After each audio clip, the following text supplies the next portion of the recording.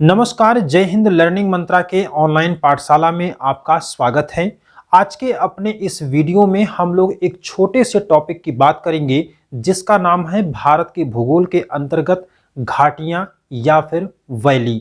यह टॉपिक न सिर्फ आपके टीजीटी और पीजीटी परीक्षा के लिए महत्वपूर्ण है, इसके साथ साथ में अगर आप ग्रुप डी का परीक्षा देते हैं या फिर आप यूपीएसआई का एग्ज़ाम दे रहे हैं या फिर आप एलटी ग्रेड का एग्ज़ाम दे रहे हैं और वहां पर भूगोल से संबंधित सवाल पूछे जाते हैं तो निश्चित रूप से यह टॉपिक आप सभी के लिए काफ़ी महत्वपूर्ण होगा। सबसे पहले हम लोग समझते हैं कि आखिर ये घाटी या फिर वैली क्या होता है। तो सामान्य भाषा में अगर इसको समझें और इसको डिफाइन किया जाए तो दो पर्वतों के बीच का जो एक रास्ता होता है, एक क्षेत्र होता है, उसी को हम लोग क्या कहते हैं, घाटी कहते हैं। जैसे हमने आपको जब पर्वतों के बारे में बताया था तो वहां पर भी हमने आपको इस बात का जिक्र जरूर किया था कि आखिर घाटी और चोटी क्या होती है। सपोज दैट अगर कुछ इस तरह से किसी हम पर्वतों की बात कर रहे हैं और ये दो समानांतर, यहां पर एक पर्वत ये है, दूसरा पर्वत ये है और दोनों कैसे हैं, समानांतर हैं, यानी कि पैरेलल हैं एक दूसरे के। अब जो बीच में ये क्षेत्र है इसी को हम लोग क्या कहते हैं, घाटी कहते हैं। इसको आप इस तरह से लिख लें कि इसको हम लोग क्या कहेंगे, घाटी कहेंगे, या अंग्रेजी में इसी को वैली कहा जाता है। जो ये ऊंचा उठा हुआ भाग होता है किसी भी पर्वत का, सबसे जो ऊंचा क्षेत्र होता है या बीच बीच में ऊंचे उठे क्षेत्र होते हैं, तो इसी को हम लोग क्या कहते हैं, उस पर्वत की चोटी, या इसी को कहा जाता है इसका पीक। तो आपकी परीक्षाओं में पीक से भी संबंधित प्रश्न पूछे जाते हैं। हमने भारत की भूगोल में आपको पीक, जितने भी हिमालय पर्वत के पीक्स हैं उसकी चर्चा हमने किया था। यहाँ पर हम लोग घाटी की चर्चा कर रहे हैं। दो समानांतर पर्वतों के बीच का जो स्थान होता है उसी को हम लोग क्या कहते हैं, घाटी कहते हैं या फिर वैली कहते हैं। पर्वतीय क्षेत्रों में अगर सामान्य तौर पर देखा जाए तो इन घाटियों में बहुत सारे जीवन यापन के क्रियाकलाप किए जाते हैं। यहाँ पर इसकी ढालों पर भी आप देखेंगे तो खेती होती है, इसकी ढालों पर भी खेती होती है, घाटियों में भी खेती होती है। घाटियों में खास करके अगर पर्वतीय क्षेत्रों की बात करें तो पर्वतीय क्षेत्रों में ज़्यादा जनसंख्या का जमाव भी आपको घाटियों में ही देखने को मिलेगा, क्योंकि जो यहाँ की ढाल होती हैं, ढाल पर रहना संभव नहीं होता है। यहाँ की जलवायु और मौसम भी थोड़े से प्रतिकूल होते हैं। यहाँ पर तापमान का जो व्युत्क्रमण स्थिति होती है ढालों पर आपको ये भी देखने को मिल जाएगी। तो इस तरह से क्या होता है कि घाटियों और ढालों को अगर देखा जाए तो पर्वतीय क्षेत्रों के लिए काफ़ी महत्वपूर्ण होती हैं।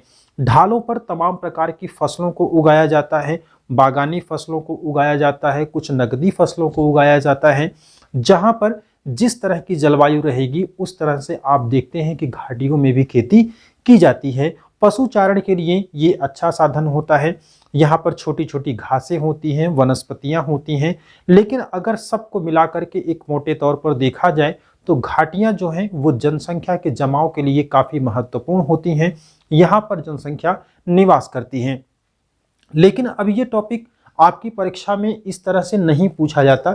ये आपको हमने समझने के लिए बताया कि किस तरह से घाटी होती है। घाटियाँ ही क्या होती हैं कि एक स्थान से दूसरे स्थान को जाने के लिए मार्ग भी प्रदान करती हैं।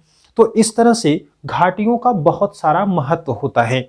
लेकिन आपकी परीक्षाओं में ये नहीं पूछा जाता, बल्कि आपसे ये पूछा जाता है कि घाटियाँ, कभी कभी सवाल आपसे पूछा जाता है कौन सी घाटी किस स्टेट में है या किस क्षेत्र में है। इसके साथ साथ में कभी कभी ये भी पूछा जाता है कि किन दो पर्वत श्रृंखलाओं के बीच में कौन सी घाटी है। तो इसी के लिहाज से हम लोग इस चैप्टर को पढ़ रहे हैं। अलग अलग तरीके से आपकी परीक्षाओं में सवाल पूछा जाता है।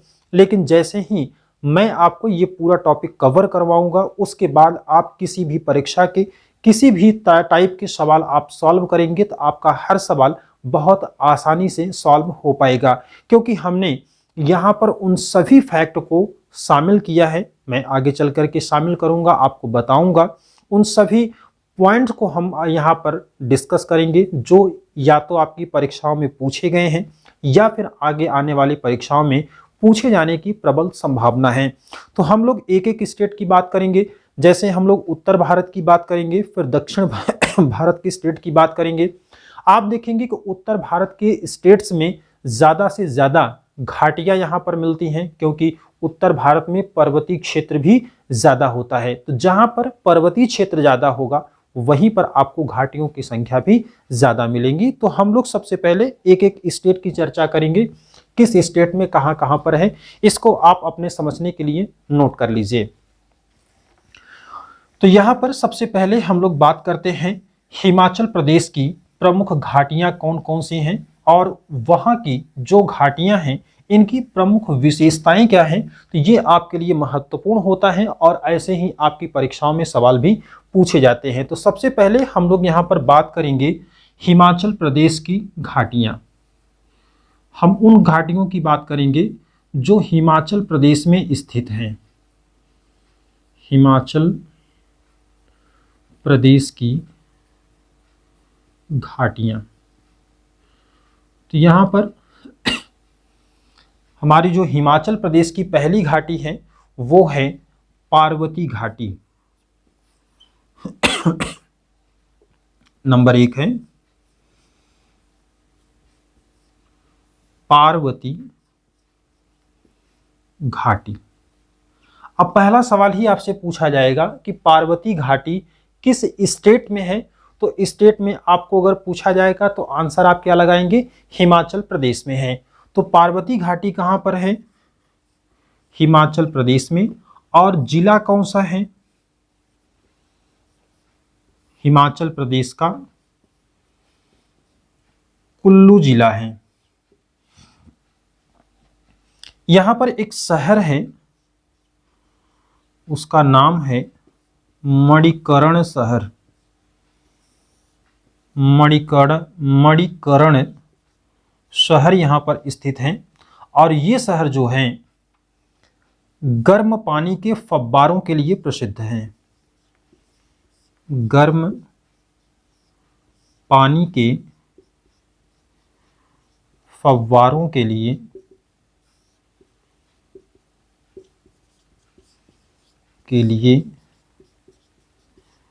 प्रसिद्ध है। तो पार्वती घाटी कहां पर है, हिमाचल प्रदेश के कुल्लू जिला में है। यहां पर आपसे एक रिलेटेड फैक्ट पूछा जा सकता है कि ये किसके लिए प्रसिद्ध है। तो मणिकर्ण शहर के पास में है और ये मणिकर्ण शहर जो है वो गर्म पानी के फव्वारों के लिए प्रसिद्ध है। दूसरा जो घाटी है वो है किन्नौर घाटी। दूसरी घाटी कौन सी है,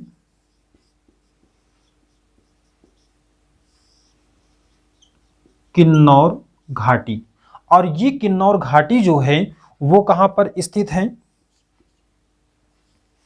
ये है भारत और तिब्बत सीमा के पास।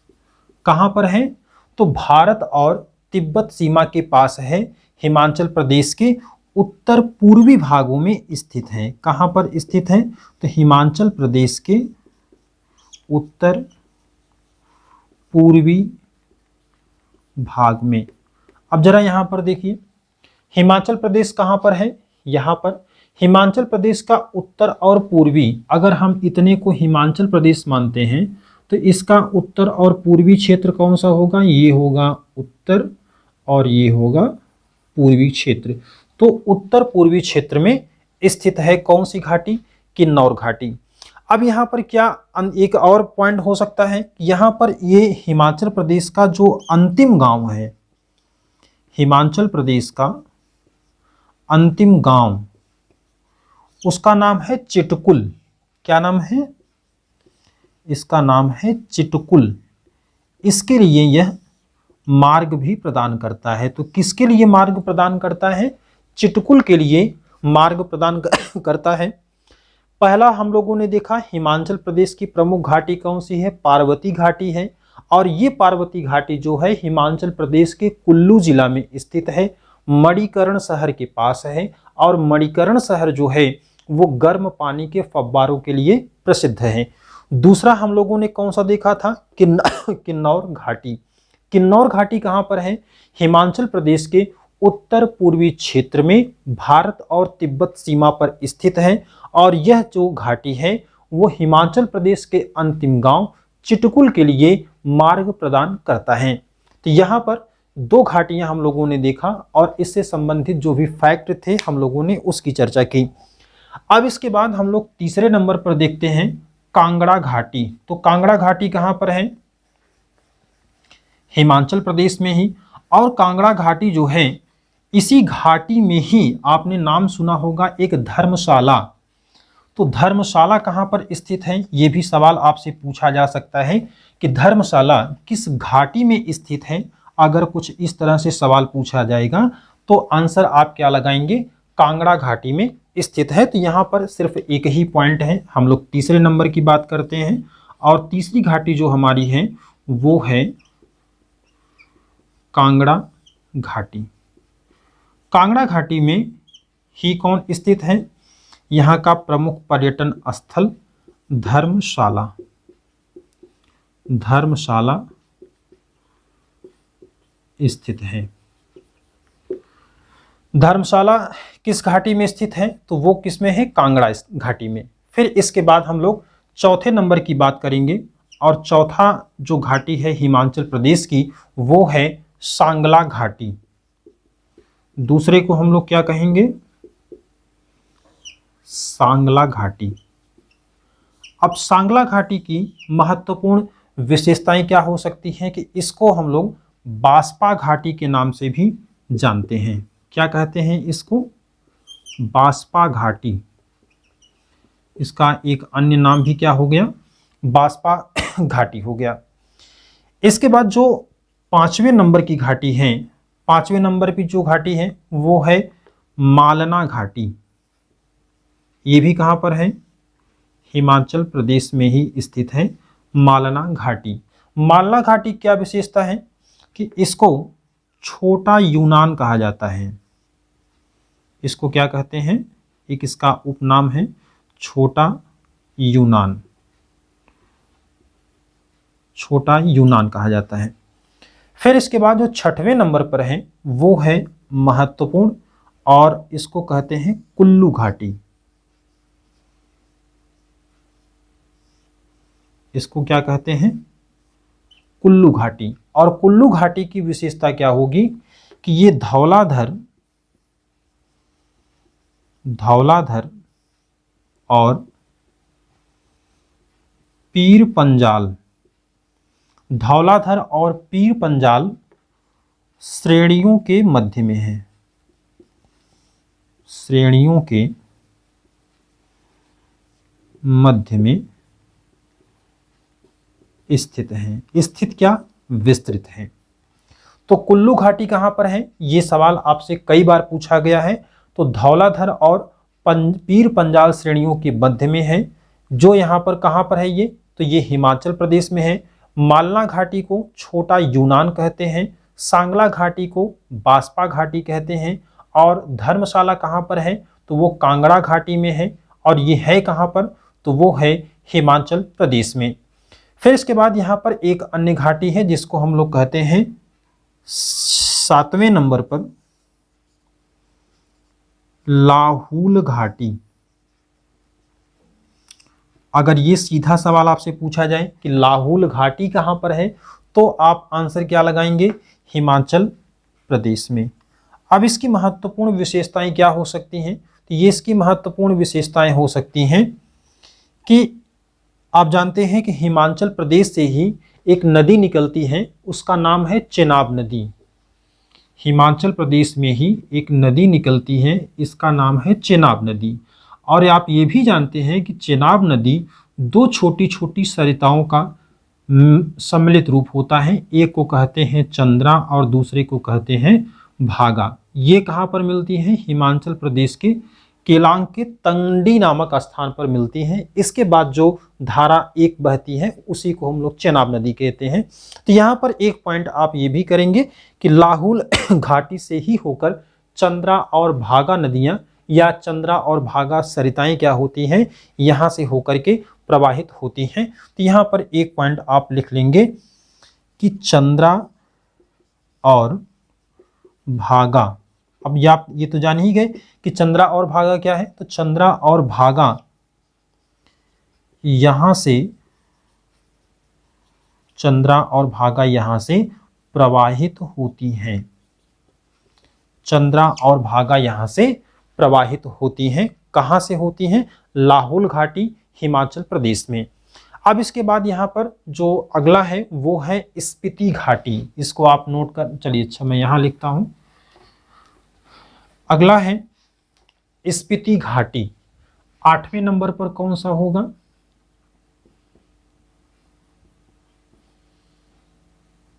स्पीति घाटी। अब स्पीति घाटी अगर आपको बताना होगा तो आप कहां बताएंगे कि ये स्पीति घाटी भी कहां पर है, हिमाचल प्रदेश में है। अब यहां पर बौद्धों का एक मठ है, उसको कहते हैं ताबो मठ।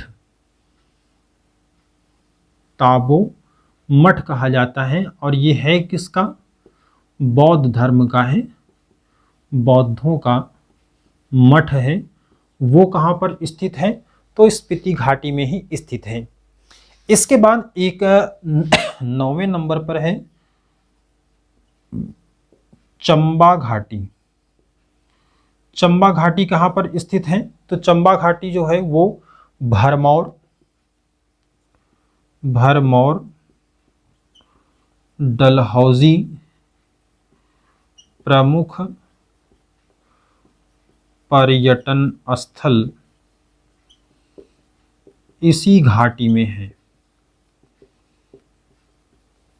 और अगर ये पूछा जाए है कहां पर, तो आप लगाएंगे हिमाचल प्रदेश में। ये भी कहां लगाएंगे, हिमाचल में। ये सारे के सारे कहां पर हैं, ये हिमाचल प्रदेश में ही स्थित हैं। अब यहां पर जो बहुत बेसिक सवाल पूछा जाता है उसको अगर आपको रटना है तो सिर्फ आप इन घाटियों का नाम रटिए और ये घाटियां किस स्टेट में हैं इसको रटिए। तो अगर हम लोग देखें तो स्पीति, चंबा, कांगड़ा, सांगला, मालना, कुल्लू, लाहुल, ये कहां पर है, हिमाचल प्रदेश में। लाहुल घाटी कहां पर है, हिमाचल प्रदेश में। कुल्लू घाटी कहां है, नाम से ही पता है, हिमाचल में। सांगला और कांगड़ा ये दोनों राइमिंग वर्ड्स लग रहे हैं, तो कांगड़ा और सांगला कहां, कांगड़ा आप जानते हैं हिमाचल में है, तो कांगड़ा के साथ सांगला भी ऐड कर लेंगे, तो कांगड़ा, सांगला, मालना, ये तीनों को अगर आप मिलाएं तो ये राइमिंग वर्ड्स आपको समझ में आएंगे। कुल्लू आपको पता है, लाहुल पता है, फिर इसके बाद चंबा और स्पीति बसता है। तो बहुत आसान सा है, हिमाचल प्रदेश में कौन सी है, स्पीति, चंबा, कांगड़ा, सांगला, मालना, कुल्लू और लाहुल घाटी, ये कहां पर है, हिमाचल प्रदेश में। अब जैसे कि सवाल आपसे अलग पूछा जा सकता है कि छोटा यूनान किस घाटी को कहते हैं, तो मालना घाटी को। बास्पा घाटी किसको कहते हैं, सांगला घाटी को। धर्मशाला किस घाटी में स्थित है, तो कांगड़ा घाटी में है। डलहौजी किस घाटी में है, तो चंबा घाटी में है। ताबो मठ कहां पर है, स्पीति घाटी में। राहुल की क्या विशेषता है, या पूछा जा सकता है कि चंद्रा और भागा किस घाटी से होकर के प्रवाहित होती है, तो आंसर आपका क्या हो जाएगा, लाहुल घाटी से। तो यहां पर हिमाचल प्रदेश की ये 9 महत्वपूर्ण घाटियां हैं जो कि हिमाचल प्रदेश में स्थित हैं। अब अगले पॉइंट पर हम लोग बात करेंगे जम्मू कश्मीर की। हिमाचल प्रदेश की इन 9 घाटियों को आप ध्यान से एक बार 2 बार इसको लिख लीजिएगा, कॉपी में अपना नोट्स बना लीजिएगा। इसके बाद इसको रटेंगे, याद करेंगे, समझेंगे तो सारी चीजें आपको याद हो जाएंगी। अब आप इसको याद करने के लिए अपने हिसाब से, जैसे मैं अगर कोई कोड नंबर इसका बताऊंगा तो हो सकता है कि आपको उतनी चीजें अच्छे से ना समझ आए, चूंकि होता क्या है कि कोड हम अपने अनुसार बनाते हैं, अपनी सेटिंग के अकॉर्डिंग, और आपको वो सेटिंग हमारी नहीं समझ में आती है। तो ऐसे में क्या होगा कि आप 1 वर्ड 2 वर्ड या कोई एक कहानी मेंटेन करके आप हिमाचल प्रदेश की घाटियों को एक कोड नंबर में भी बना सकते हैं। अब हम लोग बात करते हैं जम्मू कश्मीर की कौन सी घाटी हैं। तो जम्मू कश्मीर की घाटियां, अब यहां पर हम लोग बात करेंगे जम्मू कश्मीर की घाटियां।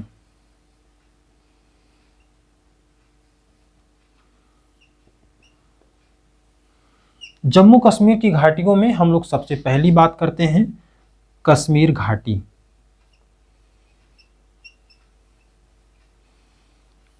कश्मीर घाटी, कश्मीर घाटी कहां पर है?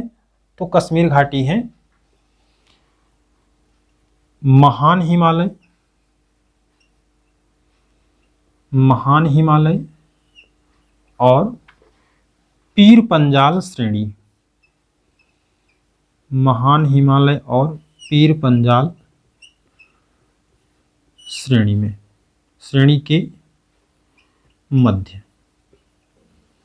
यहां पर कौन सी है? कश्मीर घाटी। अब यहां पर देखेंगे तो एक पॉइंट आप और जोड़ सकते हैं कि यह जो है बनिहाल दर्रा कहां पर है बताएं? कि यह जो है बनिहाल दर्रा से किसी एक न एक स्थान से ये जुड़ेगी। तो बनिहाल दर्रे से जम्मू से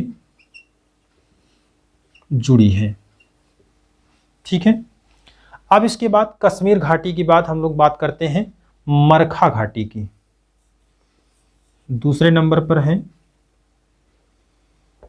मरखा घाटी।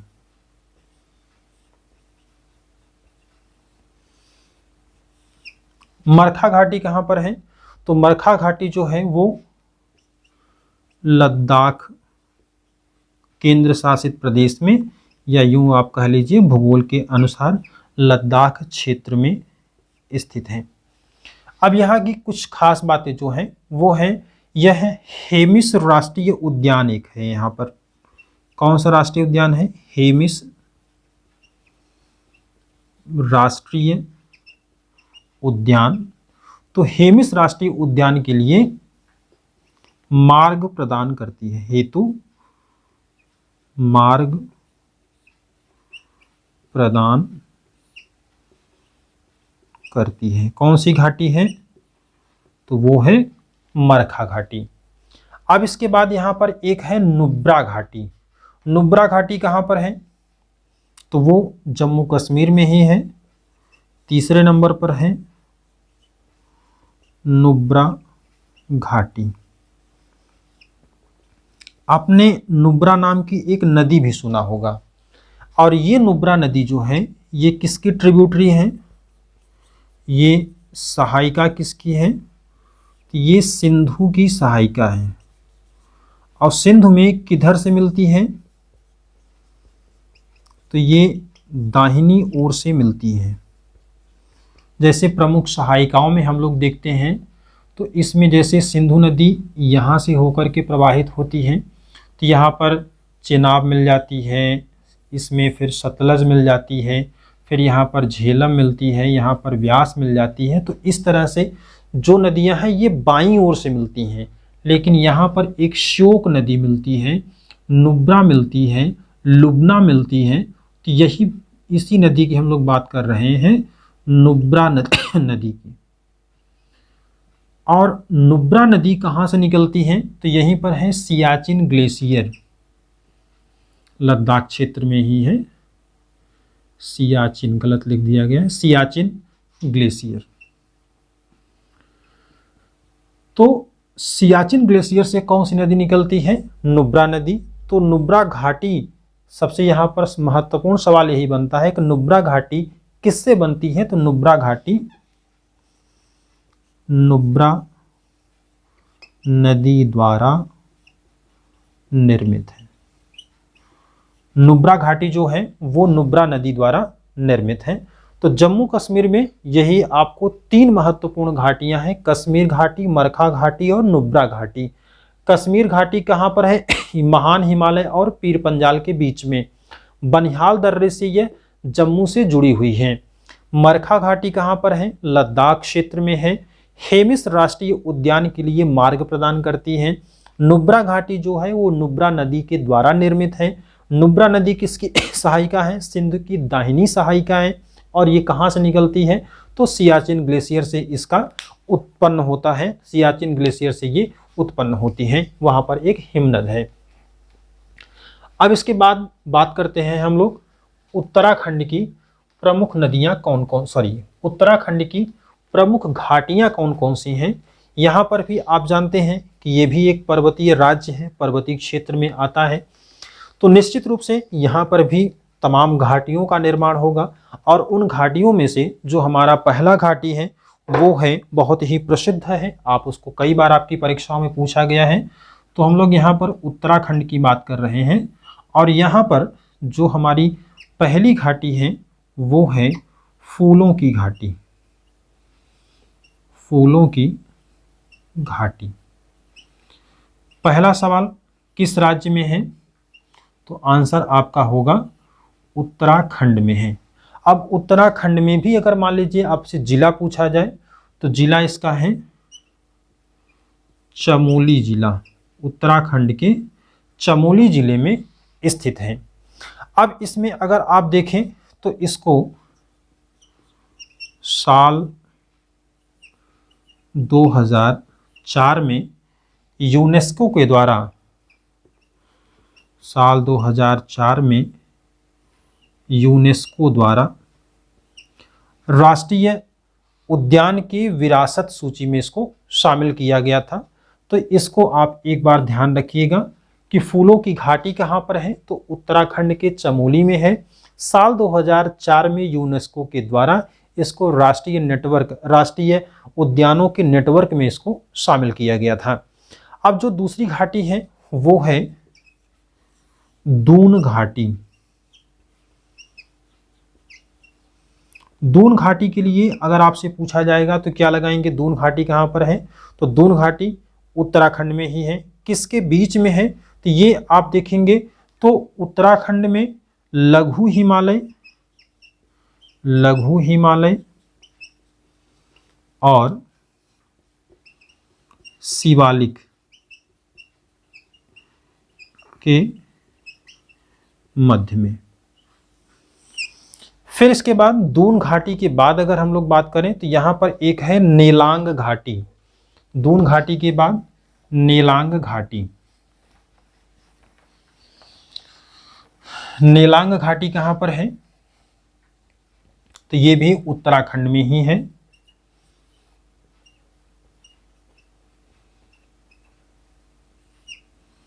नेलांग घाटी कहाँ पर होगा, तो उत्तराखंड में।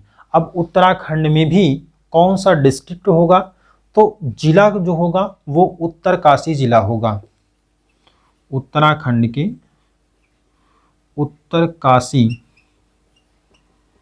जिले में, उत्तराखंड के उत्तरकाशी जिले में स्थित है। अब यहाँ पर एक चीज़ अगर आप देखें तो 1962 के युद्ध में इसको बंद कर दिया गया था और फिर साल 2015 में इसको पर्यटकों के लिए खोला गया। तो यहाँ पर ये एक सवाल बन सकता है कब इसको बंद किया गया था और कब इसको खोला गया था। तो नेलांग घाटी कहाँ पर है, तो ये उत्तराखंड के उत्तरकाशी जिले में स्थित है। तो यहाँ पर तीसरा हो गया। चौथा है जोहर घाटी। चौथा है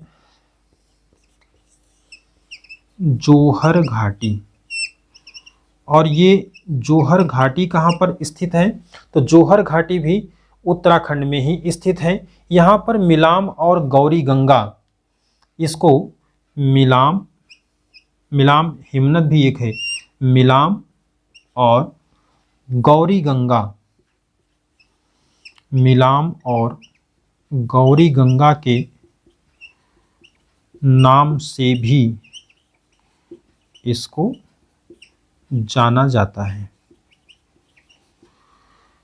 क्लियर है।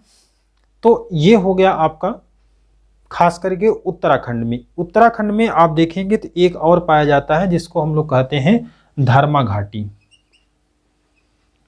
4 हो गया, तो ये 5वें नंबर पर है धर्मा घाटी।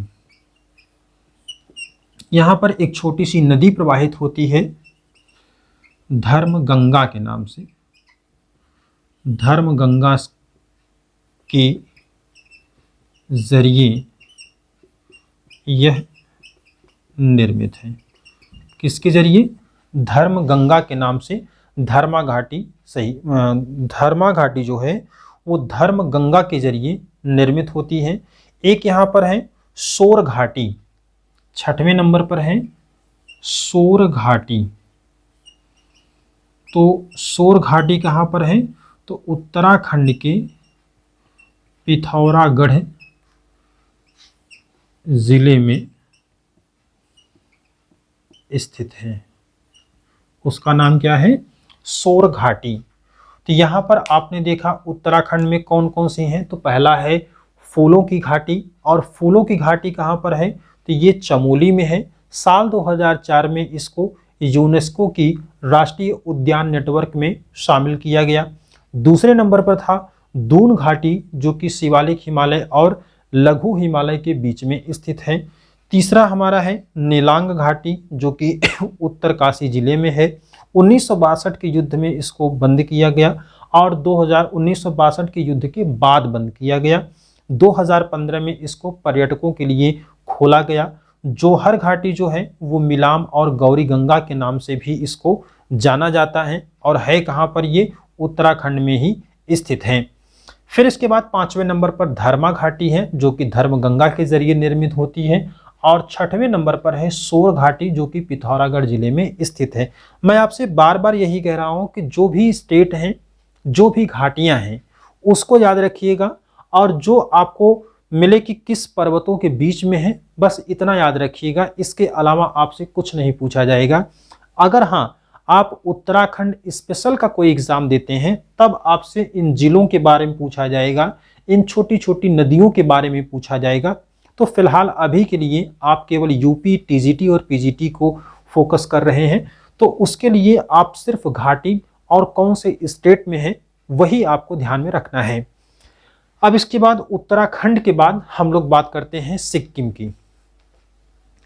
तो सिक्किम में एक घाटी है जिसको हम लोग कहते हैं चुम्बी घाटी। आप जानते हैं कि चंबा घाटी जो है वो हिमाचल प्रदेश में है, और चुम्बी घाटी जो है वो आपके सिक्किम में स्थित है।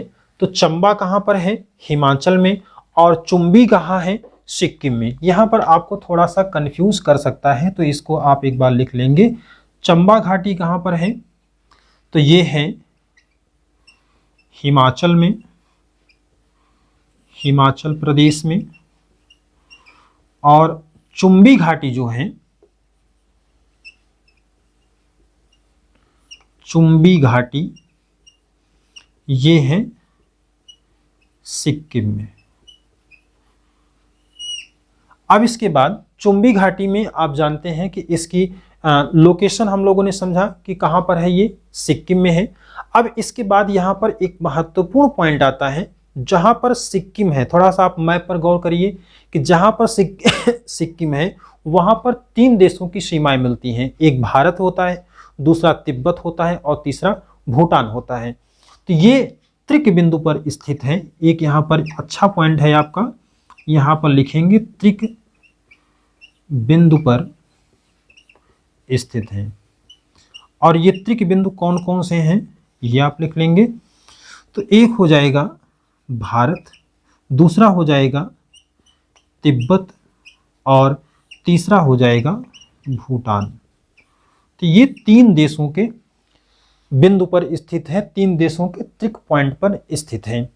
अब यहाँ पर अगर आप और देखें तो सिलीगुड़ी जो है, सिलीगुड़ी से यह 500 किलोमीटर की दूरी पर स्थित है। भारत का चिकन नेक भी कहा जाता है सिलीगुड़ी को। एक फैक्ट आप देख सकते हैं, सिलीगुड़ी को चिकन नेक कहा जाता है, चिकन नेक कहा जाता है। बाकी आप जानते हैं चिकन क्या होता है, चिकन नेक क्या होता है। मैं ब्राह्मण आदमी हूं, मैं उसके बारे में नहीं बोलूँगा। तो सिलीगुड़ी को क्या कहते हैं? चिकन नेक भी कहा जाता है। ये एक फैक्ट आप ध्यान रखेंगे। 500 किलोमीटर दूर है सिलीगुड़ी से कौन सा? चुम्बी घाटी। इस पर आपको फोकस करना है, क्योंकि ये इसी के समान 2 घाटियाँ आपको मिलती हैं। चंबा घाटी हिमाचल में, चुम्बी घाटी सिक्किम में। तो यहाँ पर हो गया सिक्किम की। अब हम लोग बात करते हैं पश्चिम बंगाल की। पश्चिम बंगाल की बात करते हैं, और पश्चिम बंगाल में जो है वो है न्योरा घाटी। पश्चिम बंगाल में न्योरा घाटी, पश्चिम बंगाल, तो यहाँ पर है न्योरा घाटी। अब ये पश्चिम बंगाल के कलिम्पोंग जिले में स्थित है। कहाँ पर? कलिम्पोंग में स्थित है कहाँ पर? ये न्योरा घाटी कहाँ पर है? तो ये है पश्चिम बंगाल में है। यहाँ पर देखेंगे तो 1986 में इसको 1986 में इसको राष्ट्रीय पार्क का दर्जा दिया गया।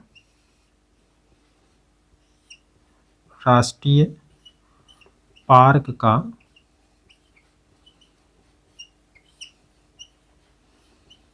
दर्जा दिया गया।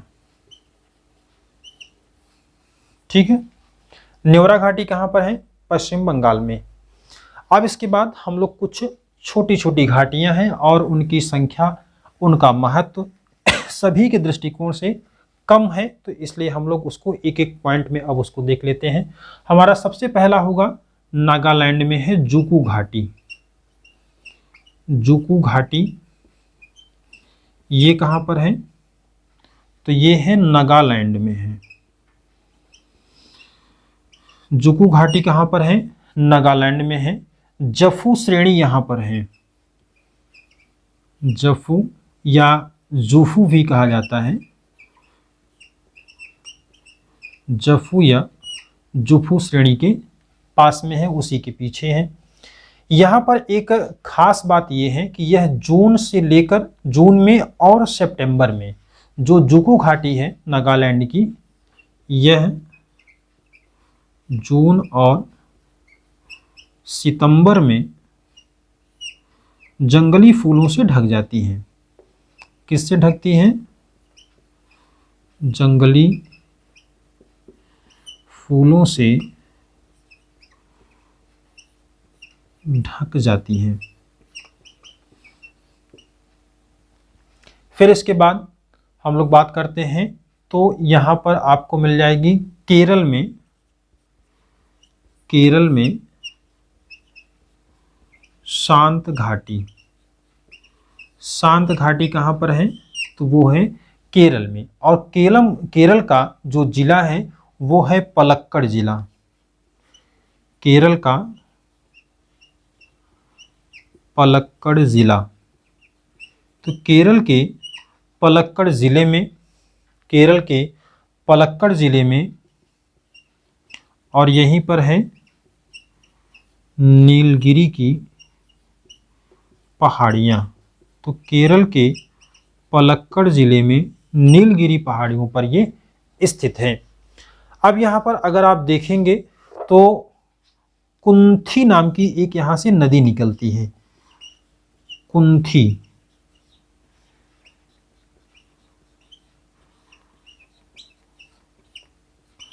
नदी का यहाँ से उद्गम होता है। और एक चीज़ आप जानते हैं कि जो केरल की शांत घाटी है वो बायोडाइवर्सिटी यानी कि जैव विविधता के लिए प्रसिद्ध है। जैव विविधता के लिए क्या है? ये प्रसिद्ध है। तो केरल में शांत घाटी है, पलक्कड़ जिले में है, नीलगिरी की पहाड़ियों पर है, कुंथी नामक नदी का यहाँ से उद्गम होता है। वहाँ का जो वनस्पति क्षेत्र है वहाँ से कुंथी नदी निकलती है और जैव विविधता के लिए काफ़ी प्रसिद्ध है। तो यहाँ से आपको इस तरह के फैक्ट पूछे जा सकते हैं। अब यहाँ पर हम लोग बात करते हैं, अगली जो हमारी घाटी है वो है कंबम घाटी। कंबम घाटी। कंबम घाटी कहाँ पर है? तो ये है तमिलनाडु में। कंबम घाटी कहाँ पर है? तो तमिलनाडु स्टेट में है। अब यहाँ पर आपसे इस तरह के सवाल पूछे जा सकते हैं जो कि फैक्ट के रूप में होंगे। तो यहाँ से जो प्रमुख घाटियाँ हैं भारत की, आपको इन्हीं सारे फैक्ट में से सवाल पूछे जा सकते हैं। एक और है यूथांग घाटी। इसको भी आप एक स्टार बना के लिख लेंगे। यूथांग घाटी। तो यूथांग घाटी कहाँ पर है? ये है सिक्किम में। अब इसके बाद जब आपने इस पूरे क्लास को पढ़ा है, अब आप जितने भी सवाल आपकी परीक्षाओं में पूछे गए हैं, आप उन सारे सवालों को एक बार दो बार इसको रिवाइज करिए, इसकी प्रैक्टिस करिए। मुझे पूरी उम्मीद है कि ये अब घाटी से संबंधित आपका कोई भी सवाल गलत नहीं होगा। डिस्क्रिप्शन में इस क्लास का पूरा नोट्स है, क्योंकि ये क्लास जैसे हम लोग पेड क्लास में पढ़ते हैं अपने, उसी तरीके से इसको पूरा बनाया गया है। तो डिस्क्रिप्शन में आप चेक करिएगा, वहाँ पर आपको वीडियो में आपको लिंक मिल जाएगा, इसका पूरा नोट्स आपको मिलेगा, ताकि आपका जो ये घाटी से संबंधित कॉन्सेप्ट है वो पूरी तरह से क्लियर हो सके।